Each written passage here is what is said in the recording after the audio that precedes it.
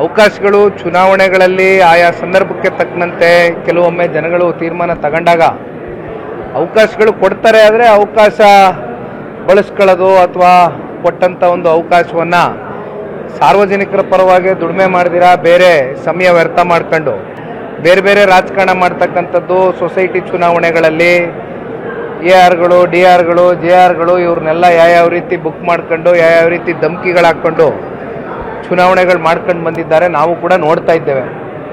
ಈ ಹಿಂದೆ ಯಾವತ್ತೂ ಕೂಡ ಜನತಾದಳ ಪಕ್ಷ ಅಧಿಕಾರದಲ್ಲಿದ್ದಾಗ ಈ ರೀತಿ ರಾಜಕಾರಣ ಅಧಿಕಾರಗಳನ್ನ ಮುಂದಿಟ್ಕೊಂಡು ಮಾಡಿಲ್ಲ.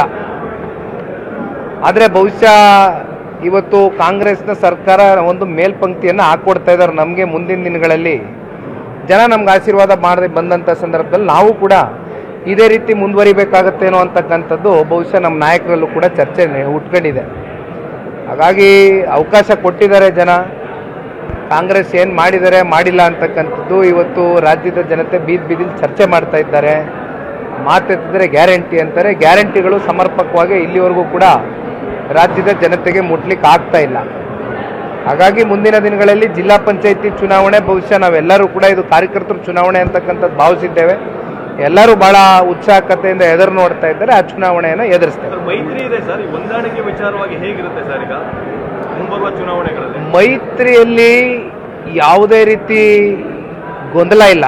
ಮೊದಲನೇದಾಗಿ ಸನ್ಮಾನ್ಯ ದೇವೇಗೌಡರು ಸಾಹೇಬರು ಬಹುಶಃ ಇತ್ತೀಚಿನ ದಿನಗಳಲ್ಲಿ ಪತ್ರಿಕಾಗೋಷ್ಠಿ ಮಾಡಿದ್ರು ಬೆಂಗಳೂರಿನಲ್ಲಿ. ಆ ಕೂತಂಥ ಸಂದರ್ಭದಲ್ಲಿ ಇನ್ಕ್ಲೂಡಿಂಗ್ GBA ಚುನಾವಣೆ ಇರ್ಬೋದು, ಕಾರ್ಪೊರೇಷನ್ ಚುನಾವಣೆಯಲ್ಲೂ ಕೂಡ ಮೈತ್ರಿ ಮುಂದುವರಿಯುತ್ತೆ ಅಂತಕ್ಕಂಥ ಸೂಕ್ಷ್ಮ ವಿಚಾರವನ್ನು ನಿಮ್ಮ ಮುಂದೆ ಇಟ್ಟಿದ್ದಾರೆ.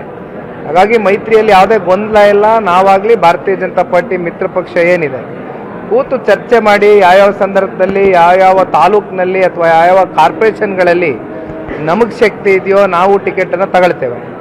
ಇನ್ನು ಮಿಕ್ಕಂಥ ಕಡೆ ನಮ್ಮ ಮಿತ್ರ ಪಕ್ಷ ಶಕ್ತಿ ಇಟ್ಕೊಂಡಿರ್ತಕ್ಕಂಥ ಕಡೆ ಅವ್ರಿಗೆ ನಾವು ಯಾವ ರೀತಿ ಬೆಂಬಲ ಕೊಡಬೇಕು ಕೊಡ್ತೇವೆ.